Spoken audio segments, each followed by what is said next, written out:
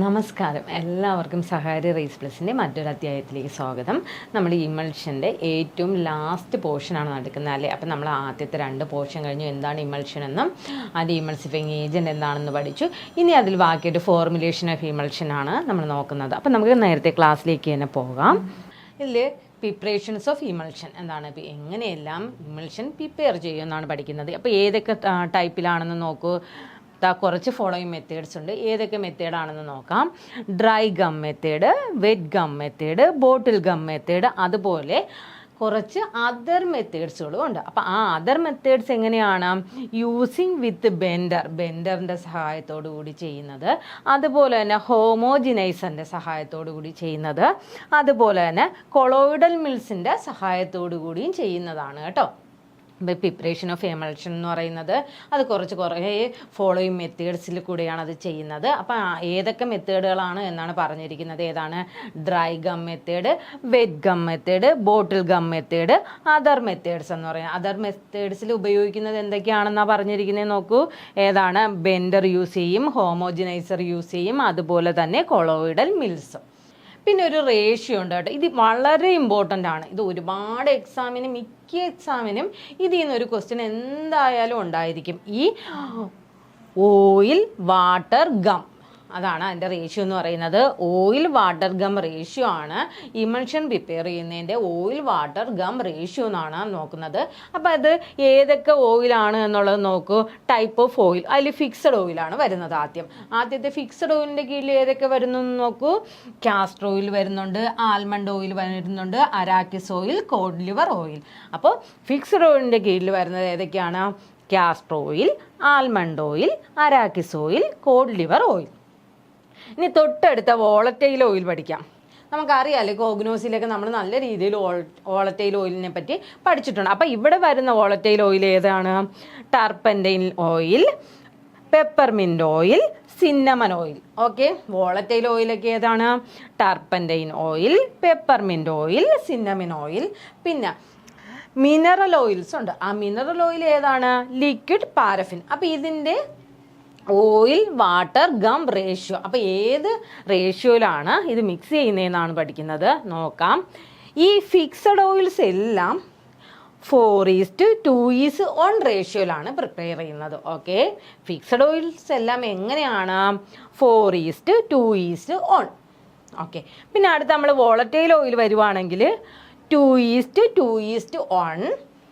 പിന്നെ mineral oil വരുവാണെങ്കിൽ 3:2:1. ഈ ഒരാണ് അതിൻ്റെ റേഷ്യോ എന്ന് പറയുന്നത്. ഓക്കെ ആണല്ലോ. Fixed oil 4:2:1, volatile oil 2:2:1, mineral oil 3:2:1. പിന്നെ ഇത് സാധാരണഗതിയിൽ നമുക്കിതെല്ലാം പഠിച്ചിരിക്കുമ്പോഴത്തേക്ക് നമുക്ക് പെട്ടെന്ന് ഇതെന്ത് ചെയ്യും, നമ്മുടെ മെമ്മറിയിൽ നിന്ന് പുറത്തേക്ക് പിന്നെ കുറച്ച് നാൾ കഴിയുമ്പോൾ നമുക്ക് മൊത്തത്തിൽ ഒരു എന്താണ് അവിയൽ വരുമെന്നൊക്കെ നമ്മൾ പറയില്ലേ, ഒരു ഓർഡർ ഇല്ലാണ്ട് വരും. അപ്പം നമുക്ക് പെട്ടെന്ന് എന്ത് ചെയ്യുന്നത്, ഏതാണ് അല്ലെങ്കിൽ ആൽമണ്ട് ഓയിൽ വെച്ചിട്ട് പ്രിപ്പയർ ചെയ്യുന്നതിൻ്റെ ആ റേഷ്യോ എന്താണെന്ന് ചോദിക്കുമ്പോൾ നമുക്ക് പെട്ടെന്ന് എന്ത് ചെയ്യത്തില്ല, ഇത് കിട്ടത്തില്ല. അപ്പോൾ അതിന് ഞാനൊരു ഐഡിയ പറഞ്ഞു തരാം. ഇപ്പം ആൽഫബറ്റിക് ഓർഡറിൽ എടുക്കുവാണ് എന്ന് വെച്ചോ. ആൽഫബറ്റിക് ഓർഡറിലാണ് നമ്മളിത് എടുക്കുവാണെങ്കിൽ ഇപ്പോൾ ABCD എന്നുള്ള രീതിയിലല്ലേ. അപ്പോൾ അതിൽ ABCDയിൽ എഫിൻ്റെ പൊസിഷൻ എന്തായിരിക്കും? ഏറ്റവും മുകളിലായിരിക്കും അല്ലേ. ABCDEF. അപ്പോൾ എഫ് എന്ന് പറഞ്ഞാൽ ഏറ്റവും മുകളിലായിരിക്കും. അപ്പോൾ എന്ന് പറഞ്ഞാൽ അത് ഏറ്റവും മുകളിലായിരിക്കും എന്ന സമയത്ത് അപ്പം എന്താണ്, അത് ഏറ്റവും മുകളിലല്ലേ. അപ്പോൾ ഇതിൻ്റെ റേഷ്യോയിൽ ഏറ്റവും മുകളിലുള്ള അക്കം ഏതാണ്? 4 ആണല്ലേ. ഏറ്റവും ഉയർന്ന അക്കം എന്ന് പറയുന്നത് ഏതാണ്? 4 ആണ്. അപ്പോൾ ഫിക്സഡ് ഓയിലിൻ്റെ സ്ഥലത്ത് നമ്മൾ എന്ത് ചിന്തിക്കുക? ഏറ്റവും ഉയർന്ന അക്കം 4. പിന്നെ നമുക്കറിയാമല്ലോ 2:1. അപ്പോൾ അത് കോമൺലി അത് കോമൺ ആണ്. അപ്പോൾ 2:1 ആണ്. അപ്പോൾ തൊട്ടടുത്ത ഏതാണ് വരുന്നത്? ആൽഫബറ്റിക്കലി എഫ് കഴിഞ്ഞിട്ട് ഏതാണ് വരുന്നത്? എം ആയിരിക്കും അത് കഴിഞ്ഞിട്ട് വരുന്നത്. അപ്പോൾ എം എന്ന് പറയുന്നത് നിങ്ങൾ ആലോചിക്കുക, 4 കഴിഞ്ഞിട്ട് വരുന്നത് ആരാണ്? 3. അപ്പോൾ എം എന്ന് പറയുന്നത് 3:2:1. ഓക്കെ, അപ്പോൾ ഈ ആൽഫബറ്റിക്കലി ഏറ്റവും താഴെ വരുന്നത് ആരാണ്? വി ആണല്ലേ. അപ്പം വി എന്ന് പറയുന്നത് 2:2:1. ഓക്കെ, ഇങ്ങനെ ഓർത്ത് വയ്ക്കുക. അപ്പം നമുക്ക് പെട്ടെന്ന് നമ്മുടെ മെമ്മറിയിലേക്ക് വരും. അതൊരു നമ്മൾ പഠിക്കുന്ന സമയത്ത് നമ്മൾ ഉപയോഗിച്ചൊരു കോഡാണ്.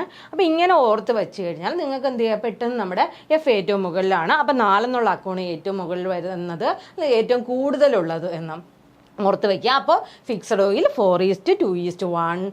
പിന്നെ തൊട്ടടുത്തത് ആരാണ്? മിനറലാണ് വന്നത്, എം ആണ്. എം എന്ന് പറയുന്നത് എഫിന് കുറച്ച് താഴെയായിട്ട് വരുന്നത്. അപ്പോഴത്തേക്ക് എന്താ, അത് 3:2:1 ആണ്. അത് കഴിഞ്ഞ് ഏറ്റവും താഴെ വി ആണ് വരുന്നത്. വി എന്ന് പറയുന്നത് 2:2:1 ആണ്. ഓക്കെ, അപ്പം ഇനി മറക്കില്ലല്ലോ. പിന്നെ കുറച്ച് ടെസ്റ്റാണല്ലേ, നമ്മൾ ഉണ്ടാക്കിയ ഇമൾഷനെ ടെസ്റ്റ് ചെയ്യുന്ന കുറേ മെത്തേഡുകളുണ്ട്. ഏതൊക്കെ ടെസ്റ്റിംഗ് ആണെന്ന് നോക്കാം. Test for identifying emulsion type. നമ്മൾ പഠിച്ചു 2 ടൈപ്പ് ഉണ്ടെന്ന് പഠിച്ചു. ഏതൊക്കെയാണ്? Water in oil type, oil in water ടൈപ്പാണ് മെയിൻലി ഉള്ള 2 ടൈപ്പ്. അതിൽ ഏത് ടൈപ്പാണ് നമ്മൾ എടുത്തിരിക്കുന്ന ഇമൾഷൻ, ഏത് ടൈപ്പാണ് എന്ന് നോക്കുന്ന കുറച്ച് ടെസ്റ്റുകളാണ്. ആദ്യത്തെ ടെസ്റ്റേക്ക് നോക്കൂ. ഏതാണ്? Dilution test. ആദ്യത്തെ എന്താണ്? ഡൈലൂഷൻ ടെസ്റ്റ് അല്ലെങ്കിൽ മിസിബിലിറ്റി ടെസ്റ്റ്. എന്താണ്? ഡൈലൂഷൻ ടെസ്റ്റ് അല്ലെങ്കിൽ മിസിബിലിറ്റി ടെസ്റ്റ്. രണ്ടാമത് നോക്കൂ, ഡൈറ്റ് ടെസ്റ്റ് അല്ലെങ്കിൽ സ്റ്റെയിനിങ് ടെസ്റ്റ്. നമ്മളല്ലേ സ്റ്റെയിനിങ് മെത്തേഡ് എന്നൊക്കെ പഠിച്ചിട്ടില്ല, അതുപോലെ തന്നെയാണ് ഡൈറ്റ് ടെസ്റ്റ് അല്ലെങ്കിൽ സ്റ്റെയിനിങ് ടെസ്റ്റ്. അപ്പോൾ ഇതിലുള്ളതാണ്. ഇനി ബാക്കിയും കൂടെ ഉണ്ട്, അത് പറയാം. അപ്പോൾ നമുക്ക് ഡൈലൂഷൻ ടെസ്റ്റ് നോക്കാം. ഡൈലൂഷൻ ടെസ്റ്റ് അല്ലെങ്കിൽ മിസിബിലിറ്റി ടെസ്റ്റ്. അതിൽ നമ്മൾ എന്താ ചെയ്യുന്നതെന്ന് വെച്ചാൽ, ഡൈലൂട്ട് വിത്ത് വാട്ടർ. നമ്മൾ ഇമൾഷനെ വാട്ടറുമായിട്ട് ഡൈലൂട്ട് ചെയ്യുന്ന സമയത്ത് അത് സ്റ്റേബിളായിട്ട് നിലനിൽക്കുന്നു എന്നെങ്കിൽ അത് oil in water type emulsion ആയിരിക്കും. ഏതായിരിക്കും? Oil in water type emulsion ആയിരിക്കും. ഡൈലൂട്ട് വിത്ത് വാട്ടർ, നമ്മൾ ഇമൾഷൻ ഡൈലൂട്ട് വിത്ത് വാട്ടർ അതെന്താണ്? റിമൈൻസ്, അത് സ്റ്റേബിളായി നിലനിൽക്കുന്നുണ്ടെങ്കിൽ അത് oil in water type emulsion ആയിരിക്കും. അത് നിലനിൽക്കുന്നില്ല എങ്കിൽ ഏതായിരിക്കും? വാട്ടർ ഇൻ ഓയിൽ ടൈപ്പും ആയിരിക്കും. ഓക്കെ, അപ്പോൾ അടുത്തത് നോക്കാം. അടുത്തെന്താണ്? ഡൈ ടെസ്റ്റ് അല്ലെങ്കിൽ സ്റ്റെയിനിങ് ടെസ്റ്റ്. അവിടെ നമ്മൾ എന്താ ഉപയോഗിക്കുന്നതെന്ന് നോക്കൂ. സ്കാർലറ്റ് റെഡ് എന്ന് പറയുന്ന ഡൈ ആണ് നമ്മൾ എന്ത് ചെയ്യുന്നത്, ഈ ഡൈ ടെസ്റ്റ് അല്ലെങ്കിൽ സ്റ്റെയിനിങ് ടെസ്റ്റിന് വേണ്ടിയിട്ട് ഉപയോഗിക്കുന്നത്. ഏതാണ്? Scarlet red. Okay, scarlet red ആണ് അതിന് വേണ്ടിയിട്ട് നമ്മൾ സ്റ്റെയിനിങ് ടെസ്റ്റിന് വേണ്ടിയിട്ട് ഉപയോഗിക്കുന്നത്. മറന്നു പോകരുത് കേട്ടോ. Is added to the drop of emulsion. അതെന്ത് ചെയ്യും? നമ്മളൊരു ഡ്രോപ്പ് ഓഫ് ഇമൾഷനിൽ ഈ സ്കാർലറ്റ് റെഡിനെ നമ്മൾ ഒഴിക്കും, ഈ ഡൈയെ നമ്മൾ ഒഴിക്കും. എന്നിട്ട് എന്ത് ചെയ്യും? അണ്ടർ ദ മൈക്രോസ്കോപ്പ്, നമ്മൾ മൈക്രോസ്കോപ്പിൽ കൂടെ നോക്കുന്ന സമയത്ത് അവിടെ എന്ത് ചെയ്യും? അവിടെ ഗ്ലോബ്യൂൾസ്, നമ്മൾ അല്ലെങ്കിൽ ഡ്രോപ്ലെറ്റ് അല്ലെങ്കിൽ ഗ്ലോബ്യൂൾസ് എന്തായിരിക്കും? കളേഡ് ആയിരിക്കും. കളേഡ് ഗ്ലോബ്യൂൾസ്, ഡ്രോപ്ലെറ്റ് കളേഡും. അതുപോലെ തന്നെ അതിൻ്റെ ബാക്ക്ഗ്രൗണ്ട് എന്ന് പറയുന്നത് എന്താണ്? കളർലെസ്സും ആയിരിക്കും. ആ ഡ്രോപ്ലെറ്റ് അല്ലെങ്കിൽ ഗ്ലോബ്യൂൾസ് അവിടെ കളേഴ്സ് ആയിരിക്കും, അതിന് കളർ ഉണ്ടായിരിക്കും. അതിൻ്റെ ബാക്ക്ഗ്രൗണ്ടിന് എന്തായിരിക്കും? കളറുകളൊന്നും കാണത്തുമില്ല. ഓക്കെ, അതിൻ്റെ ബാക്ക്ഗ്രൗണ്ട് കളർലെസ്സും ആയിരിക്കും. അത് ഏത് ടൈപ്പാണെന്നാണ് പറഞ്ഞിരിക്കുന്നത്? ഓയിൽ ഇൻ വാട്ടർ ടൈപ്പ് ഇമൾഷനാണ്. അത് ഓയിൽ ഇൻ വാട്ടർ ടൈപ്പ് ഇമൾഷനാണ്. പിന്നെ ഇത് നേരെ തിരിച്ചാണ് സംഭവിക്കുന്നതെങ്കിൽ, ഇപ്പം നമ്മൾ പഠിച്ചു അതിൻ്റെ ഗ്ലോബ്യൂൾസ് കളറുള്ളവരും അതിൻ്റെ ബാക്ക്ഗ്രൗണ്ടിന് കളറില്ല എന്നും. അത് ഓയിൽ ഇൻ വാട്ടർ ടൈപ്പ് ആയിരിക്കും. നേരെ തിരിച്ച് സംഭവിക്കുകയാണെങ്കിൽ അത് വാട്ടർ ഇൻ ഓയിൽ ടൈപ്പും ആയിരിക്കും. ഓക്കെ, നേരെ തിരിച്ച് സംഭവിക്കുന്നതെല്ലാം വാട്ടർ ഇൻ ഓയിൽ ടൈപ്പും ആയിരിക്കും. അപ്പോൾ അവിടെ എന്ത് ചെയ്യും? ബാക്ക്ഗ്രൗണ്ട് കളറുള്ളതും ആ ഗ്ലോബ്യൂൾസ് എന്തായിരിക്കും? കളറില്ലാത്തതും ആയിരിക്കും. മനസ്സിലായല്ലോ? മനസ്സിലാക്കി പഠിച്ചാൽ മതി കേട്ടോ, എളുപ്പം മനസ്സിലാവും. ഡൈ ടെസ്റ്റ് അല്ലെങ്കിൽ സ്റ്റെയിനിങ് ടെസ്റ്റ് എന്ന് പറയുന്നത് സ്കാർലറ്റ് റെഡ് ഡൈ ആണ് നമ്മളവിടെ ഉപയോഗിക്കുന്നത്. അത് ഉപയോഗിച്ച് അണ്ടർ ദ മൈക്രോസ്കോപ്പിൽ എന്ത് കാണും? ഗ്ലോബ്യൂൾസ് കളറായിട്ടും ബാക്ക്ഗ്രൗണ്ട് കളർലെസ് ആയിട്ടും ഓയിൽ ഇൻ വാട്ടർ ടൈപ്പിൽ കാണും. നേരെ തിരിച്ച് സംഭവിക്കുന്നത് വാട്ടർ ഇൻ ഓയിൽ ടൈപ്പിലായിരിക്കും. അടുത്ത എന്താ? കണ്ടക്ടിവിറ്റി ടെസ്റ്റ് അല്ലേ? നമ്മൾ കണ്ടക്ടിവിറ്റി ടെസ്റ്റ് ആണ്. അതെങ്ങനെയാണെന്ന് വെച്ചാൽ അതിലേക്ക് നമ്മളൊരു ഇലക്ട്രിക്കൽ കറണ്ട് പാസ് ചെയ്ത് വിടും. അങ്ങനെ ടെസ്റ്റ് ചെയ്യുന്നതാണ് കണ്ടക്ടിവിറ്റി ടെസ്റ്റ് എന്ന് പറയുന്നത്. അപ്പോൾ ഏതാണ് നല്ലൊരു കണ്ടക്ടർ? വാട്ടറാണ് നല്ലൊരു കണ്ടക്ടർ എന്ന് പറയുന്നത്. അപ്പോൾ നോക്കാം, water is a good conductor. Water എന്ന് പറയുന്നത് ഒരു ഗുഡ് കണ്ടക്ടറാണ്. അപ്പോൾ ഇവിടെ എന്താണ്? ഇലക്ട്രിസിറ്റി എങ്ങനെ പാസ് ചെയ്ത് വിടും? ഈ ഇമൾഷനിലൂടെ പാസ് ചെയ്യുന്നത് വിടും. അങ്ങനെയാണ് ആ ടെസ്റ്റ് നോക്കുന്നത്. അപ്പോൾ ഇവിടെ എങ്ങനെയാണ് അത് കണ്ടുപിടിക്കുന്നതെന്ന് വെച്ചാൽ the conductivity test is performed by, അവിടെ എന്ത് ചെയ്യും, ആ ഇമൾഷൻ്റെ അകത്തേക്ക് നമ്മൾ എന്ത് ചെയ്യും, ഒരു ഇലക്ട്രോഡ്സ് ഉണ്ടല്ലേ, ഇലക്ട്രോഡ്സ് ഡിപ്പ് ചെയ്ത് വയ്ക്കും. എന്നിട്ട് ഈ ഇലക്ട്രോഡ്സ് എന്ത് ചെയ്യും, കണക്റ്റഡ് ടു ദ ബൾബ്സ്, ഒരു ബൾബുമായിട്ട് കണക്ട് ചെയ്ത് വയ്ക്കും. ഇലക്ട്രോഡ്സ് ഇമൾഷനിലേക്ക് ഡിപ്പ് ചെയ്യും. അത് ആരുമായിട്ട് കണക്ട് ചെയ്യും, ബൾബുമായിട്ട് കണക്ട് ചെയ്യും. എന്നിട്ട് നമ്മൾ എന്ത് ചെയ്യും, ഇതിലേക്ക് ഒരു ഇലക്ട്രിക്കൽ കറണ്ട് പാസ് ചെയ്യുന്ന സമയത്ത് ആ ബൾബ് മിന്നുകയാണെങ്കിൽ അല്ലെങ്കിൽ ഗ്ലോ ചെയ്യുവാണെങ്കിൽ എന്താണ്, ആ ഇമൾഷൻ എന്ന് പറയുന്നത് oil in water type emulsion ആയിരിക്കും. ഓക്കെ, ആ ഇമൾഷൻ എന്ന് പറയുന്നത് oil in water type emulsion ആയിരിക്കും. ഇവിടുത്തെ കണ്ടിന്യൂസ് ഫേസ് എന്ന് പറയുന്നത് ആരായിരിക്കും, വാട്ടർ ആയിരിക്കും. ഇവിടുത്തെ ഒരു കണ്ടിന്യൂസ് ഫേസ് ആയിട്ട് വരുന്നത് ആരായിരിക്കും, വാട്ടർ ആയിരിക്കും ഇവിടുത്തെ കണ്ടിന്യൂസ് ഫേസ്. ഓക്കെ, അങ്ങനെ ചിന്തിച്ച് വെച്ചാൽ മതി. വാട്ടർ ആണ് ഇവിടുത്തെ എന്താണ്, കണ്ടിന്യൂസ് ഫേസ് ആയിട്ട് ആരാക്ട് ചെയ്യും, വാട്ടർ ആണ് ആക്ട് ചെയ്യുന്നത്. മനസ്സിലായല്ലോ? കണ്ടക്ടിവിറ്റി ടെസ്റ്റ് എന്ന് പറഞ്ഞാൽ water is a good conductor of electricity and oil is not. എന്താണ്, വാട്ടർ ഒരു നല്ലൊരു ഗുഡ് കണ്ടക്ടറാണ്. The conductivity test is performed by dipping a pair of electrodes connected to the bulb. എന്താണ്, pair of electrodes ആരുമായിട്ട് connect ചെയ്യുന്നു, ബൾബുമായി connect ചെയ്യുന്നു. In the emulsion the bulb glow on the passing of electric current. The emulsion is oil in water type. അതിലേക്ക് electric current pass ചെയ്യുമ്പോൾ ആ bulb glow ചെയ്യുകയാണെങ്കിൽ ആ ഇമൾഷൻ എന്ന് പറയുന്നത് ഓയിൽ ഇൻ വാട്ടർ ടൈപ്പ് ആയിരിക്കും. ഓക്കെ, അവിടെ വാട്ടർ ആയിരിക്കും ഒരു കണ്ടിന്യൂസ് ഫേസ് ആയിട്ട് ആക്ട് ചെയ്യുന്നത്, വാട്ടർ ആയിരിക്കും. നേരെ തിരിച്ചാണെങ്കിൽ അത് കത്തുന്നില്ല എന്നുണ്ടെങ്കിൽ എന്തായിരിക്കും, അത് വാട്ടർ ഇൻ ഓയിൽ ടൈപ്പും ആയിരിക്കും. അടുത്തെന്താണ്, ഫ്ലൂറസെൻസ് ടെസ്റ്റ്. അടുത്തതെന്ന് നോക്കിയാൽ ഫ്ലൂറസെൻസ് ടെസ്റ്റ് ആണ്. Certain fixed oil is fluorescence in the presence of ultraviolet radiations. എന്താണ്, ചില ഫിക്സ്ഡ് ഓയിൽസ് അൾട്രാവയലറ്റിൻ്റെ പ്രസൻസിൽ അതെന്ത് ചെയ്യും, ഒരു ഫ്ലൂറസെൻസ് ആയിട്ട് ഒരു ഫ്ലൂറസെൻസ് പ്രസൻറ്റ് ചെയ്യും. അത് എന്തിൻ്റെ പ്രസൻസിലാണ്, അൾട്രാവയലറ്റ് റേഡിയേഷൻ്റെ പ്രസൻസിൽ അത് ഫ്ലൂറസെൻസ് ആയിട്ട് കാണപ്പെടും. ആ സമയത്ത് ദ ഹോൾ ഫീൽഡ് ഫ്ലൂറസെൻസ്, ആ മൊത്ത ഫീൽഡും എന്താണ്, ഫ്ലൂറസെൻസ് ആയിട്ട് കാണപ്പെടുകയാണെങ്കിൽ അതെന്ന് പറയുന്നത് water in oil type emulsion ആയിരിക്കും. ഓക്കെ, ആ ഹോൾ ഫീൽഡും ഫ്ലൂറസെൻസ് ആയിട്ട് കാണപ്പെടുന്നെങ്കിൽ അത് വാട്ടർ ഇൻ ഓയിൽ ടൈപ്പും ആയിരിക്കും. അതുപോലെ തന്നെ ആ ഡ്രോപ്ലെറ്റ് അല്ലെങ്കിൽ ഗ്ലോബ്യൂൾസ് മാത്രം ഫ്ലൂറസെൻസ് ആയിട്ട് കാണപ്പെടുന്നത് ഓയിൽ ഇൻ വാട്ടർ ടൈപ്പ് ഇമൾഷനും ആയിരിക്കും. ഓക്കെ, അതെന്തിൻ്റെ കേസിലാണ്, fixed oil, certain fixed oil fluorescence in the presence of ultraviolet radiations. In whole field fluorescence, water in oil type emulsion and the droplet fluorescence indicate oil in water type emulsion. Okay, മൊത്തം ഫീൽഡും fluorescence ഉണ്ടെങ്കിൽ അതെന്ന് പറയുന്നത് water in oil ടൈപ്പും, ആ globules അല്ലെങ്കിൽ droplet മാത്രം fluorescence ആവുന്നതെന്ന് പറയുന്നത് എന്താണ്, ഓയിൽ ഇൻ വാട്ടർ ടൈപ്പ് ഇമൾഷനും. പിന്നെ കുറച്ച് ഫിസിക്കൽ ഇൻസ്റ്റെബിലിറ്റി ആണ് കേട്ടോ, കുറച്ച് ഫിസിക്കൽ ഇൻസ്റ്റെബിലിറ്റി ആണ്. അതിൻ്റെ സ്റ്റോറേജിൻ്റെ ടൈമിലോ അല്ലെങ്കിൽ അത് നമ്മൾ പ്രിപ്പയർ ചെയ്യുന്ന സമയത്തൊക്കെ അതിൽ കുറേ ഇൻകമ്പാറ്റിബിലിറ്റി ഉണ്ടാവും. അപ്പോൾ അത് ഏതൊക്കെയാണെന്നാണ് പറഞ്ഞിരിക്കുന്നത്, ഫിസിക്കൽ ഇൻകമ്പാറ്റിബിലിറ്റി ആണ്. അപ്പോൾ ആദ്യത്തെ ഏതാണ്, ക്രാക്കിംഗ് ആണ് കേട്ടോ. ആദ്യത്തേതെന്ന് പറയുന്നത് ക്രാക്കിംഗ് ആണ്.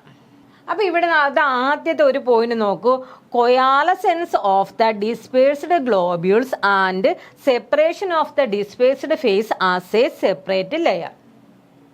അവിടെ ആദ്യം എന്ത് ചെയ്യും, ഒരു കൊയാലസെൻസ് ഉണ്ടാകും. കൊയാലസെൻസ് എന്ന് പറഞ്ഞാൽ ഈ ചെറിയ ഗ്ലോബ്യൂൾസ് അല്ലെങ്കിൽ ഡ്രോപ്ലെറ്റ് എല്ലാം കൂടെ കൂടി ചേർന്നിട്ട് ഒരു വലിയ ഗ്ലോബ്യൂൾസ് ആയിട്ട് മാറുന്നതാണ് എന്താണ്, കൊയാലസെൻസ് എന്ന് പറയുന്ന പ്രോസസ്സ് എന്ന് പറയുന്നത് അല്ലേ. ചെറുതും കൂടെ ചേർന്ന് ഇത്തിരി കൂടെ വലിയൊരു ഫോമിലേക്ക് മാറും അല്ലേ. അപ്പം അതിനെയാണ് എന്ത് പറയുന്നത്, കൊയാലസെൻസ് എന്ന് പറയുന്നത്. ഈ കൊയാലസെൻസ് ആരും ഡിസ്പേസ്ഡ് ഗ്ലോബ്യൂൾസിൽ കൊയാലസെൻസ് നടന്നിട്ട് അവ എന്ത് ചെയ്യും, ആ ഡിസ്പേസ്ഡ് ഫേസ് ഈ കണ്ടിന്യൂസ് ഫേസിൽ നിന്നും സെപ്പറേറ്റ് ആയി പോകും. അപ്പം അതിനെയാണ് എന്താണെന്ന് പറയുന്നത്, ക്രാക്കിംഗ് എന്ന് പറയുന്നത്. ഓക്കെ, ഞാൻ ആ പിക്ചർ കാണിച്ചു തരുമ്പോൾ നിങ്ങൾക്ക് കുറച്ചുകൂടെ ക്ലിയർ ആവും. ഓക്കെ, ഇതാണ് ഒരു ഗുഡ് ഇമൾഷൻ എന്ന് പറയുന്നത്. ഒരു ഗുഡ് ഇമൾഷൻ എന്ന് പറയുന്നത് ദേ കണ്ടോ, ഇതിൻ്റെ അകത്ത് ഗ്ലോബ്യൂൾസുകൾ ഉണ്ടാവും, അതുപോലെ തന്നെ ഡിസ്പേസ്ഡ് ഫേസും കണ്ടിന്യൂസ് ഫേസും വളരെ ഇതുപോലെയാണ് ഇരിക്കുന്നത്. ഒരു ഗുഡ് ഇമൾഷൻസ് അത് അതിൽ മൊത്തത്തിൽ എന്ത് ചെയ്യും, ഗ്ലോബ്യൂൾസ് സ്പ്രെഡ് ചെയ്ത് കിടക്കും. അങ്ങനെയാണ് ഒരു ഗുഡ് ഇമൾഷൻ ഉണ്ടാവുന്നത്. അപ്പോൾ കൊയാലസെൻസ് എന്താ ഉണ്ടാവുന്നത്, ഈ ചെറിയ ചെറിയ പാർട്ടിക്കിൾസ് എല്ലാം കൂടെ ചേർന്നിട്ട് എന്ത് ചെയ്യും, ഒരു വലിയ പാർട്ടിക്കിൾസ് ആയി മാറുന്നതിനെയാണ് കൊയാലസെൻസ് എന്ന് പറയുന്നത്. ദേ നോക്കൂ, ആ പിക്ചറിൽ നോക്കൂ, ഇങ്ങനെ ആയി മാറുന്നതിനെന്നാണ് നമ്മൾ കൊയാലസെൻസ് എന്ന് പറയുന്നത്.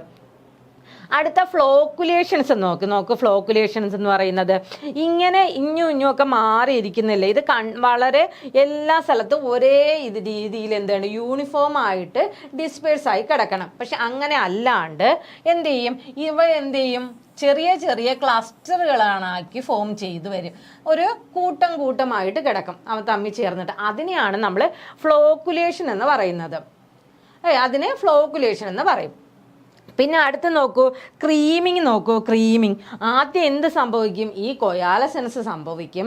ആ കൊയാലസെൻസ് സംഭവിച്ച ശേഷം എന്ത് ചെയ്യും, ഈ ഡിസ്പേസ്ഡ് ഫേസ് ഈ കണ്ടിന്യൂസ് ഫേസിൻ്റെ മുകളിലേക്ക് ഒരു സെപ്പറേറ്റ് ലെയർ ആയിട്ട് വന്ന് കിടക്കും. അപ്പം അതിനെയാണ് നമ്മൾ എന്ത് പറയുന്നത്, ക്രീമിങ് എന്ന് പറയുന്നത്. ഓക്കെ, ഈ കൊയാലസെൻസ് സംഭവിച്ച് ഈ ഡിസ്പേഴ്സ്ഡ് ഫേസ് എന്ത് ചെയ്യും, ഒന്നുകിൽ മുകളിലേക്കോ അല്ലെങ്കിൽ താഴേക്കോ വന്ന് കിടക്കും. ഒന്നുകിൽ ചിലപ്പോൾ അത് മുകളിലേക്കായിരിക്കും കിടക്കുക, അതല്ലെങ്കിൽ താഴേക്കായിരിക്കും കിടക്കുക. അതിനെയാണ് നമ്മൾ എന്ത് പറയുന്നത്, ക്രീമിങ് എന്ന് പറയുന്നത്. ഇനി അടുത്തത് എന്തോ, ബ്രേക്കിംഗ് നോക്കൂ. ബ്രേക്കിംഗ് എന്ന് പറയുന്നത് ആ ഡിസ്പേസ്ഡ് ഫേസ് എന്ത് ചെയ്യും, കൊയാലസെൻസ് ഒന്നും സംഭവിക്കത്തില്ല, അല്ലാതെ തന്നെ ഒരു സെപ്പറേറ്റ് ലെയർ ആയിട്ട് ആ കണ്ടിന്യൂസ് ഫേസിൻ്റെ മുകളിലേക്ക് മാറിക്കിടക്കും. ഒരു സെപ്പറേറ്റ് ലെയർ ഫോം ചെയ്ത് എന്ത് ചെയ്യും, ഈ കണ്ടിന്യൂസ് ഫേസിൻ്റെ മുകളിലേക്ക് മാറിക്കിടക്കുന്നതിനാണ് ബ്രേക്കിംഗ് എന്ന് പറയുന്നത്. അപ്പം നമുക്ക് ഈ പിക്ചറിൽ നിന്ന് തന്നെ എല്ലാം പഠിക്കാൻ പറ്റും കേട്ടോ. കൊയാലസെൻസ് എന്താണെന്നും ക്രീമിങ് എന്താണെന്നും ഫ്ലോക്കുലേഷൻസ് എന്താണെന്നും ബ്രേക്കിംഗ് എന്താണെന്നും നമുക്ക് ഈ ഒറ്റ പിക്ചറിൽ നിന്ന് തന്നെ നമുക്ക് പഠിക്കാൻ പറ്റും. ഓക്കെ, നമുക്ക് ഒറ്റ പിക്ചർ കണ്ടിട്ട് തന്നെ നമുക്ക് എല്ലാം എന്ത് ചെയ്യാൻ പറ്റും, മനസ്സിലാക്കാൻ പറ്റും. അപ്പം നമുക്ക് ഇതിനെ കുറച്ചുകൂടെ നല്ല രീതിയിൽ നോക്കാം. ഇവിടെ ക്രാക്കിംഗ് ആണ് ചോദിച്ചിരിക്കുന്നത്. ക്രാക്കിംഗ് എന്താണ്, coalescence of the dispersed globules and separation of the dispersed phase as a separate layer. എന്താണ് ക്രാക്കിംഗ് എന്ന് പറഞ്ഞാൽ, അവിടെ എന്ത് ചെയ്യും, ഒരു കൊയാലസെൻസ് ഉണ്ടാവും. അപ്പോൾ dispersed globules and separation of the dispersed phase as a separate layer. അവിടെ എന്ത് ചെയ്യും, ആ ഡിസ്പേഴ്സ്ഡ് സ്പേസ് ഒരു സെപ്പറേറ്റ് ലെയർ ആയിട്ട് കാണപ്പെടും. അതിനെയാണ് നമ്മൾ ക്രാക്കിംഗ് എന്ന് പറയുന്നത്. കൊയാലസെൻസ് ആണ് ഫസ്റ്റ് നടക്കുന്നത്, എന്നിട്ട് നാണ് എന്ത് ചെയ്യുന്നത്, ആ ഒരു ഡിസ്പേഴ്സ്ഡ് സ്പേസ് സെപ്പറേറ്റ് ആയി മാറിപ്പോകുന്നത്. പിന്നെ ഡിഫിക്കൽട്ടി ടു റീഡിസ്പേഴ്സ് ബൈ ഷേക്കിംഗ്. പക്ഷേ അതിന് എന്ത് പറ്റും, നമ്മൾ നന്നായിട്ട് ഒന്നും കൂടെ ഷേക്ക് ചെയ്താലും എന്താണ്, ഡിഫിക്കൽട്ടാണ്, കുറച്ച് ബുദ്ധിമുട്ടാണ് ഇത് പഴയ ഫോമിലേക്ക് വരാനായിട്ട്. പിന്നെ അതെന്തൊക്കെ കാരണങ്ങൾ കൊണ്ടാണ് ഉണ്ടാവുന്നതെന്നാണ് പറഞ്ഞിരിക്കുന്നത്. ഈ ക്രാക്കിംഗ് എന്തെല്ലാം കാരണങ്ങൾ കൊണ്ടും ഉണ്ടാവും. അപ്പോൾ അതിൻ്റെ കോസസ് നോക്കാം.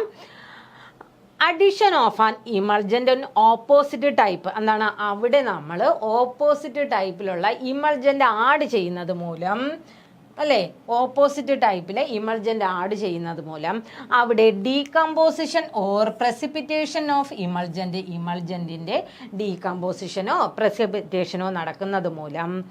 അടുത്ത പോയിന്റ് നോക്കൂ, acid causes cracking of soaps of emulsions. എന്താണ്, നമ്മുടെ സോഫ്റ്റ്സ് ഓഫ് ഇമൾഷനിൽ ആസിഡ് ആഡ് ചെയ്യുമ്പോൾ അവിടെ എന്ത് ചെയ്യും, ക്രാക്കിംഗ് ഉണ്ടാവും. സോഫ്റ്റ്സ് ഓഫ് ഇമൾഷനിൽ നമ്മൾ ആസിഡ് ആഡ് ചെയ്യുന്ന സമയത്ത് അവിടെ എന്തുണ്ടാവും, ക്രാക്കിംഗ് എന്നുള്ള പ്രോസസ്സ് ഉണ്ടാവും. ഓക്കെ, അടുത്ത നോക്കാം.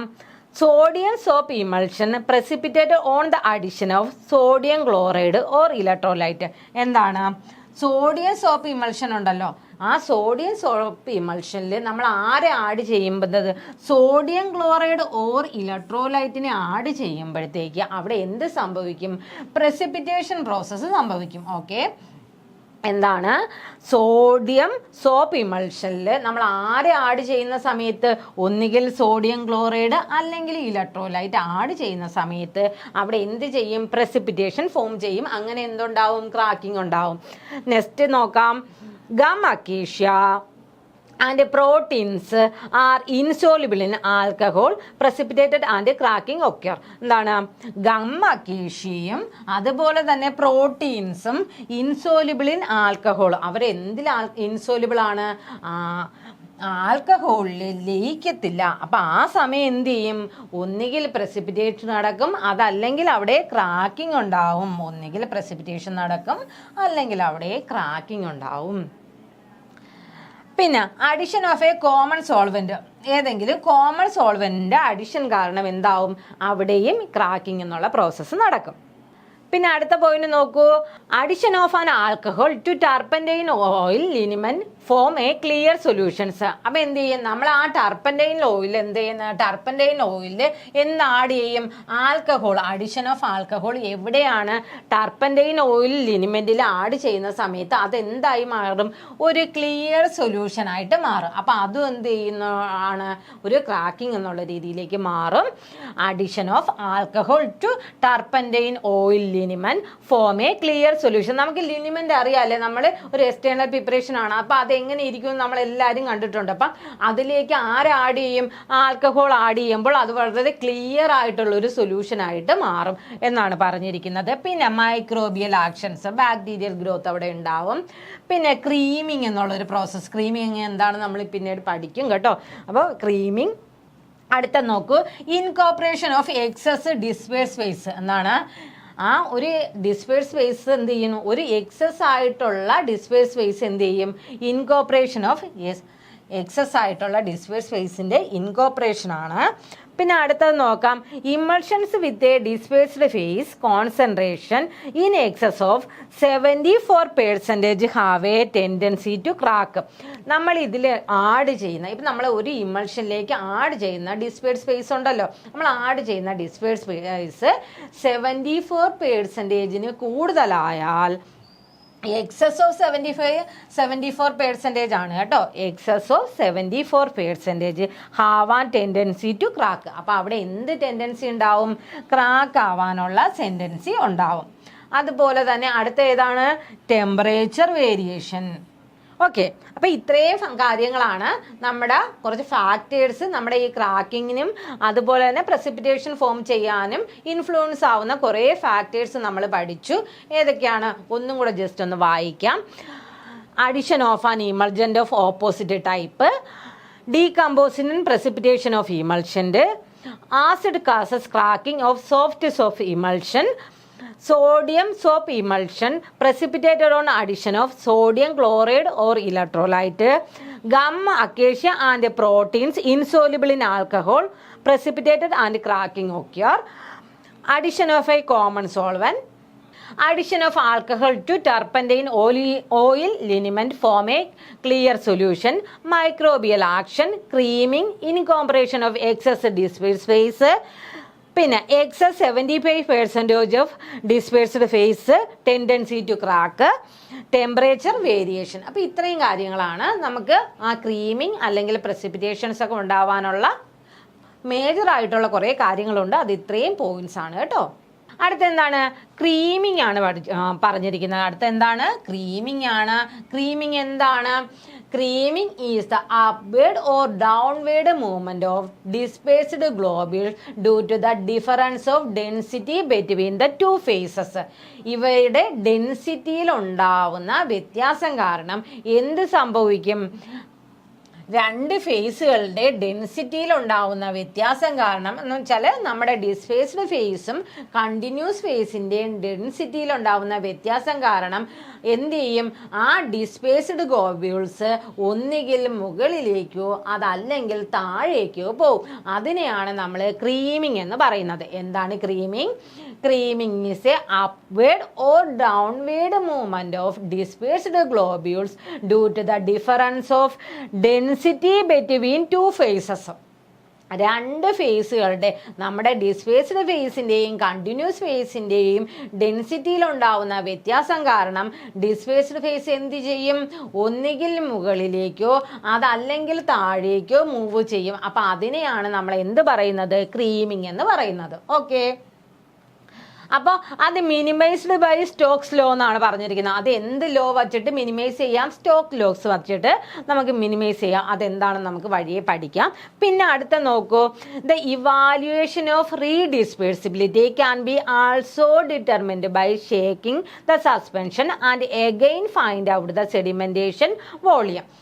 അപ്പോൾ ഇതിവിടെ നമ്മൾ ആ സെഡിമെന്റേഷൻ വോളിയം കണ്ടുപിടിക്കാൻ വേണ്ടിയിട്ടാണ്. കാരണം നമുക്കറിയാം എന്താണ് സെഡിമെന്റേഷൻ, നമുക്കറിയാമല്ലേ. ഈ നമ്മളിപ്പോൾ ഒരു എന്താണ് ഇമൾഷനിൽ നമ്മൾ ഡിസ്പേഴ്സ്ഡ് ഫേസ് ഉണ്ട്.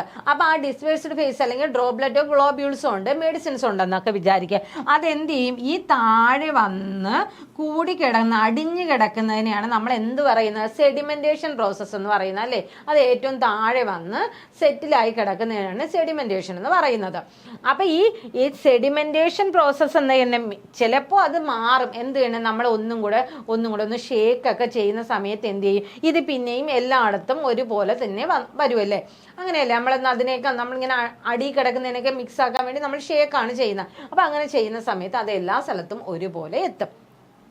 അപ്പം അതാ ഇവിടെ നോക്കൂ, evaluation of redispersibility can be also determined by shaking. അപ്പോൾ എന്താണ് അത്? റീഡിസ്പേഴ്സിബിലിറ്റി പിന്നെയും പഴയതുപോലെ ആകുന്നത് എങ്ങനെയാണ്?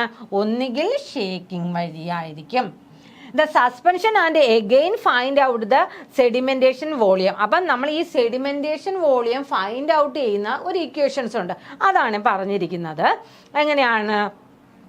F is equal to HU by H0 ആണ്. H is equal to HU by H0. അതല്ല എന്നുണ്ടെങ്കിൽ F is equal to VU by V0 ഉണ്ട്.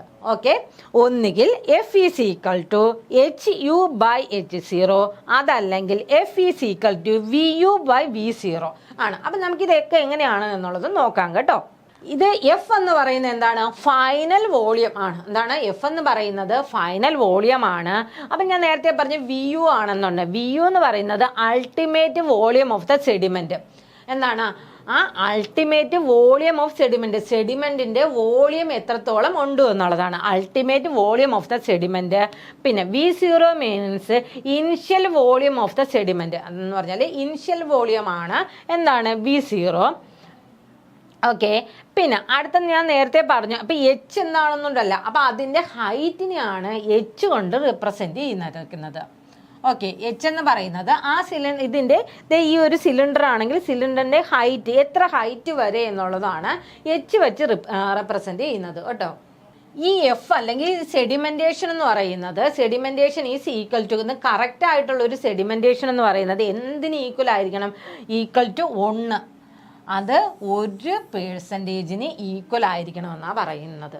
ഓക്കെ, സെഡിമെന്റേഷൻ എന്ന് പറയുന്നത് അല്ലെങ്കിൽ സെഡിമെന്റേഷൻ റേറ്റ് എന്ന് പറയുന്നത് എന്തിന് ഈക്വൽ ആയിരിക്കണം? 1% അല്ലെങ്കിൽ 1% ഈക്വൽ ആയിരിക്കണം. നമ്മുടെ കറക്റ്റ് ആയിട്ടുള്ള ഒരു ഇമൾഷനിൽ എന്തായിരിക്കണം?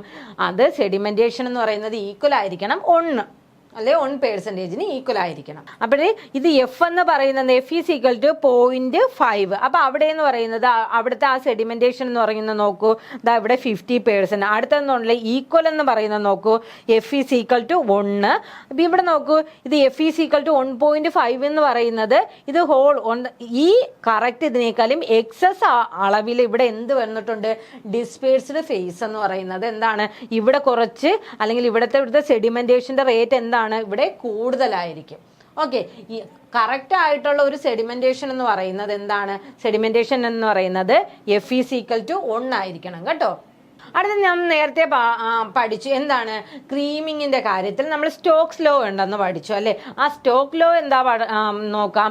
അവിടെ എന്താണ്? V is equal to D square rho S minus rho 0 G by 18 eta 0. Okay, ഇതാണ് നമ്മുടെ സ്ട്രോക്ക് ലോ കണ്ടുപിടിക്കുന്നത്. അല്ലെങ്കിൽ നമ്മൾ നേരത്തെ പറഞ്ഞു ക്രീമിങ് എങ്ങനെ മിനിമൈസ് ചെയ്യുമെന്ന് വെച്ചു. ക്രീമിങ് എങ്ങനെയാണ് മിനിമൈസ് ചെയ്യുന്നതെന്ന് നമ്മൾ പഠിച്ചു. നമ്മുടെ ഈ സ്റ്റോക്ക് ലോ വച്ചിട്ടാണ് ക്രീമിങ്ങിനെ മിനിമൈസ് ചെയ്യുന്നത്. അപ്പോൾ ആ സ്റ്റോക്ക് ലോ എന്താണ് എന്നുള്ളതാണ് നമ്മളിതാ ഇവിടെ നോക്കുന്നത്. അപ്പോൾ സ്റ്റോക്ക് ലോ എന്താണ്? സ്റ്റോക്ക് ലോയുടെ ഇക്വേഷൻസ് നോക്കാം. V is equal to D square rho S minus rho 0 G by 18 eta 0. ഇതാണ് ആ സ്റ്റോക്ക് ലോയുടെ ഇക്വേഷൻസ്. അപ്പോൾ ഇനി ഇതിനെല്ലാം എന്തൊക്കെയാണ് ഈ ഓരോ ഇതും റെപ്രസെൻ്റ് ചെയ്യുന്നതെന്ന് നോക്കാം. ഏതൊക്കെയാണെന്ന് നോക്കൂ. V is sedimentation rate or velocity in centimetre or second. എന്താണ് വി എന്ന് പറയുന്നത്? സെഡിമെൻറ്റേഷൻ റേറ്റ് ഓർ വെലോസിറ്റി ആണ് വി എന്ന് പറയുന്നത്. പിന്നെ ഡി എന്താണ്? D is the diameter of the particles in centimetre. D എന്ന് പറയുന്നത് എന്താണ്? ഇവിടുത്തെ ഡയമീറ്റർ ആണല്ലേ, ഡയമീറ്റർ ഓഫ് പാർട്ടിക്കിൾസ് എന്നാണ്, ഡയമീറ്റർ ഓഫ് പാർട്ടിക്കിൾസ് ആണ്. പിന്നെ റോ നോക്കാം. Rho S and rho zero എന്താണ് റെപ്രസെന്റ് ചെയ്യുന്ന? ഡെൻസിറ്റി ആണ് കേട്ടോ. റോ എന്ന് പറയുന്നത് ഡെൻസിറ്റി ആണ് റെപ്രസെന്റ് ചെയ്യുന്ന, density of the dispersed phase. Dispersed ഫേസിന്റെ ഡെൻസിറ്റി ആണ് ആരെ നോക്കുന്നത്? Rho's S and rho zero എന്ന് പറയുന്നത്. പിന്നെ അടുത്തെന്താണ്? ഒന്ന് dispersed phase, density of dispersed phase, അല്ലെങ്കിൽ എന്താണ്? And dispersed medium, and dispersed medium. Okay, അടുത്ത നോക്കാം. ജി എന്ന് പറയുന്നത് ആക്സിലറേഷൻ ഓഫ് ഗ്രാവിറ്റി ആണല്ലേ. ജി എന്ന് പറയുന്നത് ആക്സിലറേഷൻ ഓഫ് ഗ്രാവിറ്റി. അത് കഴിഞ്ഞിട്ട് eta zero is the viscosity of the dispersion medium. എന്താണ് ഈറ്റ എന്ന് പറയുന്നത്? നോക്കൂ. ഈറ്റ zero is viscosity of the dispersion medium. Okay, അതിൽ വി എന്ന് പറയുന്നത് വെലോസിറ്റി, ഡി എന്ന് പറയുന്നത് എന്താണ്? ഡയമീറ്റർ ആണ്. റോ മീൻസ് എന്ന് പറയുന്നത് എന്താണ്? Density of the dispersed phase and dispersed medium. അടുത്ത ജി എന്ന് പറഞ്ഞാൽ acceleration on due to gravity, acceleration due to gravity. Eta is the viscosity of the dispersion medium. Okay. From this equation, ഈ equation പ്രകാരം എന്താണ്? നമ്മുടെ velocity ആയ V എന്ന് പറയുന്നത് സെഡിമെൻറ്റേഷൻ വെലോസിറ്റി ആണ് ഇൻവേഴ്സ്ലി പ്രപ്പോർഷണൽ ടു വിസ്കോസിറ്റി. നമ്മുടെ വെലോസിറ്റി എന്താണ്? Inversely proportional to viscosity. Viscosity അല്ലെങ്കിൽ eta. V inversely proportional to ആരുമായിട്ട്? നമ്മുടെ ഈറ്റയുമായിട്ട് ഇൻവേഴ്സ്ലി പ്രപ്പോർഷണൽ ആയിരിക്കും. അപ്പോൾ അതെന്താണെന്ന് നോക്കാം. The viscosity is increases, the sedimentation velocity decreases. Viscosity increase ചെയ്യുന്ന സമയത്ത് എന്ത് ചെയ്യും? സെഡിമെൻറ്റേഷൻ വെലോസിറ്റി എന്ത് ചെയ്യും? ഡിക്രീസ് ചെയ്യും. അതുകൊണ്ടാണ് അത് ഇൻവേഴ്സ്ലി പ്രപ്പോർഷണൽ ആണെന്ന് പറയുന്നത്. ഓക്കെ, വിസ്കോസിറ്റി ഇൻക്രീസ് ചെയ്യുമ്പോഴത്തേക്ക് എന്ത് ചെയ്യും? വെലോസിറ്റി കുറയും. അപ്പം അതാണ് ഇൻവേഴ്സ്ലി പ്രപ്പോർഷണൽ എന്ന് പറയുന്നത്. ഓക്കെ ആണല്ലോ അവിടെ. അതുപോലെ തന്നെ ഈ സ്റ്റോക്ക് ലോ എവിടെ മാത്രമേ ആപ്ലിക്കബിൾ ആവുന്നുള്ളൂ എന്നാ പറയുന്നത്? ഡൈല്യൂട്ട് സസ്പെൻഷനിലാണ് ഈ stock law is only applicable for only dilute suspension. എവിടെയാണ്? ഡൈല്യൂട്ട് സസ്പെൻഷനിലാണ് ഈ സ്റ്റോക്ക് ലോ ആപ്ലിക്കബിൾ ആവുന്നത്. ഓക്കെ, പിന്നെ ഇതിനെ എങ്ങനെ നമുക്കിപ്പോൾ ഞാൻ നേരത്തെ പഠിച്ചല്ലോ, നമ്മൾ ക്രീമിങ്ങിൻ്റെ കാര്യം പറഞ്ഞു. ആ ക്രീമിങ്ങിനെ എങ്ങനെയെല്ലാം മിനിമൈസ് ചെയ്യാമെന്നാണ് പറഞ്ഞിരിക്കുന്നതെന്ന് നോക്ക്. ക്രീമിങ്ങിനെ എങ്ങനെയെല്ലാം മിനിമൈസ് ചെയ്യാം? Reducing the particle size. Particle size reduce ചെയ്തുകൊണ്ട് നമുക്ക് ക്രീമിങ്ങിനെ ഒഴിവാക്കാം. അതുപോലെ തന്നെ ഇൻക്രീസിങ് ദ വിസ്കോസിറ്റി. വിസ്കോസിറ്റി എന്ത് ചെയ്യാൻ പറ്റും? ഇൻക്രീസ് ചെയ്യാം. എന്തിൻ്റെ വിസ്കോസിറ്റി ആണ്? Viscosity of the continuous phase. Increasing the viscosity of the continuous phase. അപ്പം കണ്ടിന്യൂസ് ഫേസിൻ്റെ വിസ്കോസിറ്റിയെ ഇൻക്രീസ് ചെയ്തിട്ടും നമുക്ക് ക്രീമിങ് ഉണ്ടാവുന്നതിനെ തടയാൻ പറ്റും. പിന്നെ സ്റ്റോറേജ് ഇൻ കൂൾ ടെമ്പറേച്ചർ. ഒരു കൂൾ ടെമ്പറേച്ചറിൽ സ്റ്റോറേജ് ചെയ്യുന്നത് മൂലം ഏതൊക്കെ കാരണങ്ങൾ വച്ചിട്ട് നമുക്ക് ആ ക്രീമിംഗ് പ്രോസസ്സിനെ മിനിമൈസ് ചെയ്യാൻ പറ്റുമെന്നാണ് പറഞ്ഞിരിക്കുന്നത്. ഏതൊക്കെയാണ്? Reducing the particle size, increasing the viscosity, അതുപോലെ തന്നെ സ്റ്റോറേജ് ഇൻ കൂൾ ടെമ്പറേച്ചർ. ഒരു കൂൾ ടെമ്പറേച്ചറിൽ സ്റ്റോർ ചെയ്യണം. പിന്നെ അടുത്ത എന്താണ്? ഫേസ് ഇൻവേർഷൻ ആണ് പറഞ്ഞിരിക്കുന്നത് അല്ലേ. ഫേസ് ഇൻവേർഷൻ നമുക്ക് നോക്കാം. Phase inversion, conversion of an oil in water type emulsion to water in oil type emulsion. എന്താണ്? നമ്മളിപ്പോൾ ഒരു water in oil type emulsion എടുക്കുവാണ്. അതെന്തായി മാറും? ഓയിൽ ഇൻ വാട്ടർ ടൈപ്പായിട്ട് മാറും. അതല്ലെങ്കിൽ oil in water type water in oil ടൈപ്പായിട്ട് മാറും. അതിനെയാണ് നമ്മൾ ഫേസ് ഇൻവേർഷൻ എന്ന് പറയുന്നത്. Conversion of an oil in water type emulsion to water in oil type. Oil in water ആരായി മാറും? വാട്ടർ ഇൻ ഓയിൽ മാറും. ഓയിലായി മാറും. കട്ടിങ്ങനെ വാട്ടർ ഇൻ ഓയിലായി മാറും. അതല്ലെങ്കിൽ എന്താണ് തിരിച്ച് സംഭവിക്കാം. ഈ വാട്ടർ ഇൻ ഓയിൽ എന്തായി മാറാം? ഓയിൽ ഇൻ വാട്ടർ ആയിട്ട് മാറാം അല്ലേ? ഒന്നുകിൽ oil in water, water in oil, അല്ലെങ്കിൽ വാട്ടർ ഇൻ ഓയിൽ എന്താണ് ഓയിൽ ഇൻ വാട്ടർ ആയിട്ട് മാറും. ഇത് എന്തുകൊണ്ടാണ് ഇത് സംഭവിക്കുന്നതെന്ന് നോക്കൂ. More than 75% of dispersed face എന്താണ് ഇവിടുത്തെ ഡിസ്പേഴ്സ്ഡ് ഫേസിന്റെ അളവെന്ന് പറയുന്നത് എത്ര കൂടുതലാണ്? 74% കൂടുതലായാലാണ്, മോർ ദാൻ 74% ആയാലാണ് ഇങ്ങനെ ഒരു ഫേസ് ഇൻവേർഷൻ സംഭവിക്കാനുള്ള ചാൻസ് കൂടുതലാണുള്ളത്. അപ്പോൾ അവിടെ നമ്മൾ എന്ത് ചെയ്യണം? ഈ ഡിസ്പേഴ്സ്ഡ് ഫേസിന്റെ വോളിയം എന്ന് പറയുന്നത് നമ്മൾ എങ്ങനെ മെയിൻറ്റെയിൻ ചെയ്യണം? 30 മുതൽ 60 വരെ പെർസെൻറ്റേജിൽ നമ്മൾ അതിനെ എന്ത് ചെയ്യണം? മെയിൻറ്റെയിൻ ചെയ്താൽ നമുക്ക് എന്താകുന്നു? ഈ ഫേസ് ഇൻവേർഷൻ എന്ന് പറയുന്ന പ്രോസസ്സിനെ തടയാൻ പറ്റും കേട്ടോ. അതാണ് പറയുന്നത്. എന്താണ്? Conversion of an oil in water type emulsion to water in oil type or vice versa, there is a tendency for emulsion containing more than about 74% of dispersed phase to crack or invert. അപ്പോൾ ഒന്നുകിൽ അവിടെ cracking സംഭവിക്കും, അല്ലെങ്കിൽ face inversion ഉണ്ടായിരിക്കും. എന്തുകൊണ്ട്? നമ്മുടെ dispersed phase എത്രയ്ക്ക് മുകളിലായാൽ? 74% മുകളിലായാൽ. ഓക്കെ.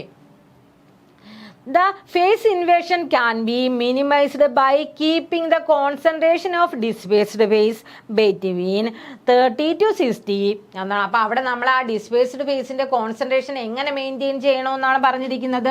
30 മുതൽ 60 വരെ ആയിട്ട് നമ്മൾ ഡിസ്പേഴ്സ്ഡ് ഫേസിന്റെ കോൺസെൻട്രേഷനെ മെയിൻറ്റെയിൻ ചെയ്യാം. അതുപോലെ തന്നെ storing the emulsion in a cool place. അവിടെ നമ്മൾ ഇമൾഷനെ എന്ത് ചെയ്യണം? ഒരു കൂൾ പ്ലേസിൽ സ്റ്റോർ ചെയ്ത് വയ്ക്കണം. And by using a proper emulgent. അതുപോലെ തന്നെ ഇവിടെ എന്താണ്? ഒരു പ്രോപ്പർ ആയിട്ടുള്ള ഇമൾജന്റ് യൂസ് ചെയ്യണം. And by using a proper emulgent. Okay. പിന്നെ ഫ്ലോക്കുലേഷൻ നോക്കൂ. Flocculation is the dispersed phase may be take place before, during or after creaming. ഇവിടെ എങ്ങനെയൊക്കെ സംഭവിക്കും? ഒന്നുകിൽ ഈ ഫോർമുലേഷൻ നമ്മൾ ഈ ചെയ്യുന്ന സമയത്ത് ഈ ഇമൾഷൻ പ്രിപ്പയർ ചെയ്യുന്നതിന് അത് തൊട്ട് മുമ്പായിട്ട് സംഭവിക്കും, അല്ലെങ്കിൽ ആ ഡ്യൂറിങ് ദ പ്രോസസ്സിൽ, ആ പ്രോസസ്സ് ചെയ്തുകൊണ്ടിരിക്കുന്നതിന് ഇടയിൽ സംഭവിക്കും, അതല്ലെങ്കിൽ ആഫ്റ്റർ ക്രീമിങ്, എന്താണ് ക്രീമിങ്ങിന് ശേഷം സംഭവിക്കും. അപ്പോൾ എവിടെയെല്ലാം ഈ ഫ്ലോക്കുലേഷൻ സംഭവിക്കുന്നു നോക്ക്. Flocculation of the dispersed phase may be, dispersed ഫേസിന്റെ ഫ്ലോക്കുലേഷൻ ഏതൊക്കെ ടൈമിലൊക്കെയാണ് സംഭവിക്കുന്നത്? ഒന്നുകിൽ ബിഫോർ, ഡ്യൂറിങ്, അല്ലെങ്കിൽ ആഫ്റ്റർ ക്രീമിങ്.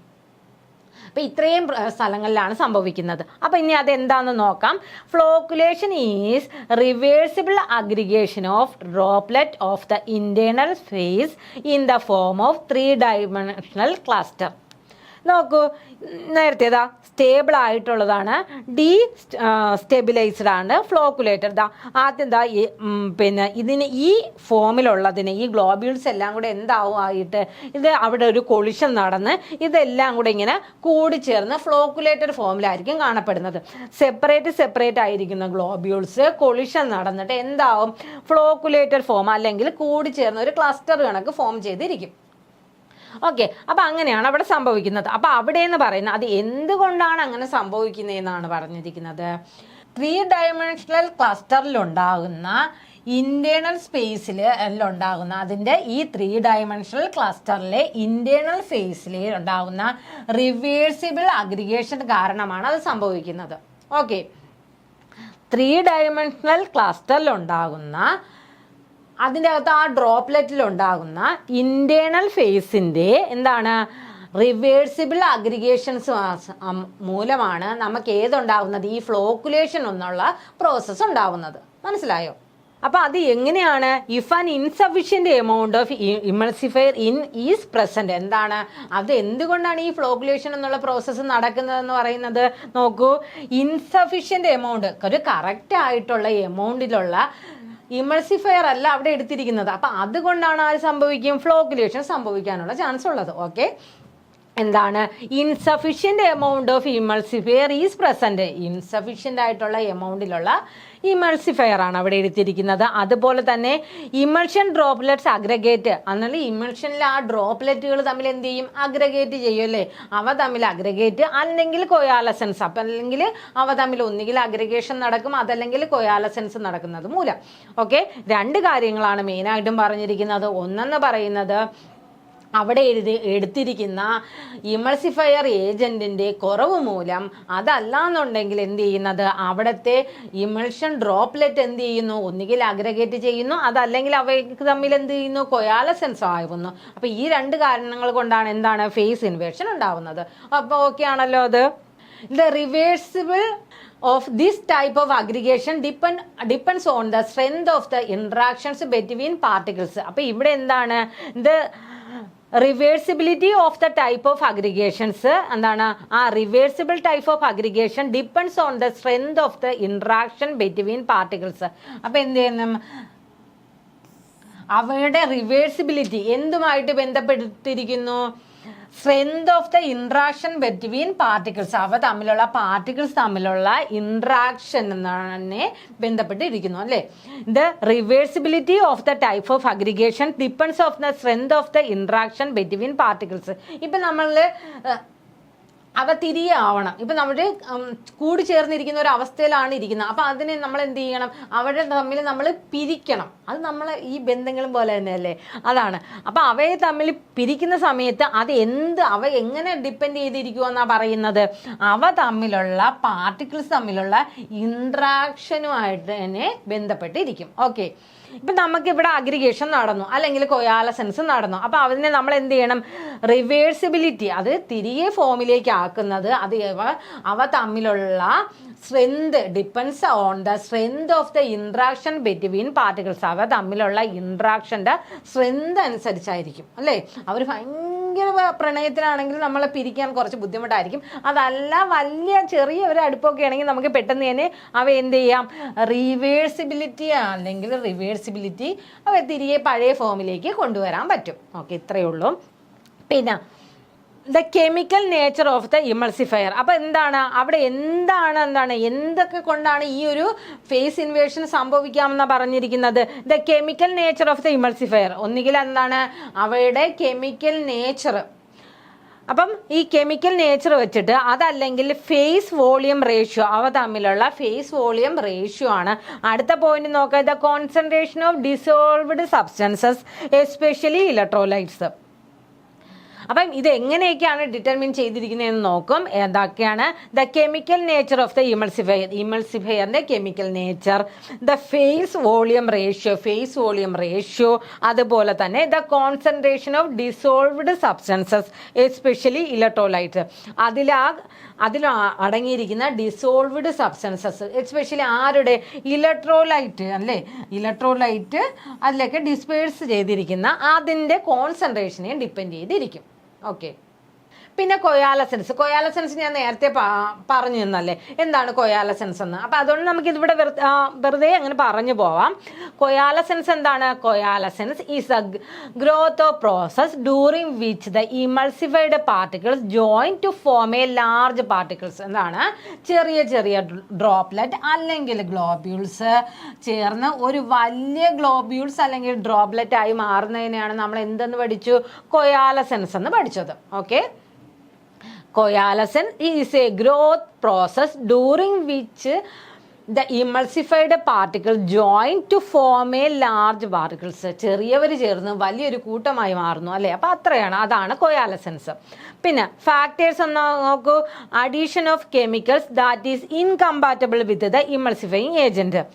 ഏതെങ്കിലും ഈ ഒരു ഇമൾഷൻ്റെ അകത്തേക്ക് ഏതെങ്കിലും കെമിക്കൽസ് ആഡ് ചെയ്യുന്നു, ആ കെമിക്കൽസ് എങ്ങനെയാവും, incompatible with the emulsifying agent. അവ ഇമൾസിഫയിങ് ഏജൻറ്റുമായി ഇൻകമ്പാറ്റബിൾ ആവുമ്പോൾ എന്ത് സംഭവിക്കും, ഈ കൊയാലസൻസ് എന്നുള്ള പ്രോസസ്സ് സംഭവിക്കും.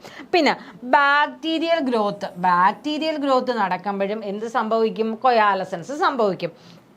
പിന്നെ ടെമ്പറേച്ചർ ചേഞ്ച് വന്നാലും എന്ത് സംഭവിക്കും, കൊയാലസൻസ് സംഭവിക്കും. ഓക്കെ, ഏതൊക്കെ ഫാക്ടേഴ്സ് ഒന്നും കൂടെ പറയാം. കെമിക്കൽസിൻ്റെ ഇൻകമ്പാറ്റബിലിറ്റി അല്ലേ, ആ കെമിക്കൽസ് ഇൻകമ്പാറ്റബിലിറ്റി ആവും എവിടെയാണ്, ഈ എമൾസിഫയിങ് ഏജന്റ് ആയിട്ട് കെമിക്കൽസ് ഇൻകമ്പാറ്റബിൾ ആവുമ്പോൾ.